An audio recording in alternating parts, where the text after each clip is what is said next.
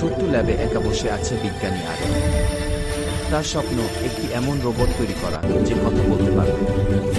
রাতভর চেষ্টা শেষে হঠাৎ রোবটটির চোখ খুলে গেল। হাই বাবা, আমি কি বাইরে খেলতে পারি? আরিফ অবাক হয়ে বলে, তুমি কথা বলতে পারো? পরদিন টিটো নামে রোবটটি মাঠে যায়। বাচ্চারা খেলছে, কিন্তু কেউ তাকে নিতে চায় না। তুমি তো রোবট, খেলতে পারবে না। টিটো চুপচাপ ফিরে আসে, মন খারাপ করে। হঠাৎ এক বিকেলে নদীতে পড়ে যায় এক বাচ্চা। সবাই ভয় পায়, কেউ কিছু করতে পারে না। তখন টিটো দৌড়ে গিয়ে নদীতে ঝাঁপ দেয়। সে প্রাণপণে ছেলেটিকে বাঁচিয়ে তোলে তীরে, কিন্তু তার নিজের ব্যাটারি শেষ হয়ে আসে। আরিফ দৌড়ে আসে, কোলে তুলে নেয় টিটোকে। টিটো, তুমি সবকিছু দিয়ে দিলে এক জীবন বাঁচাতে।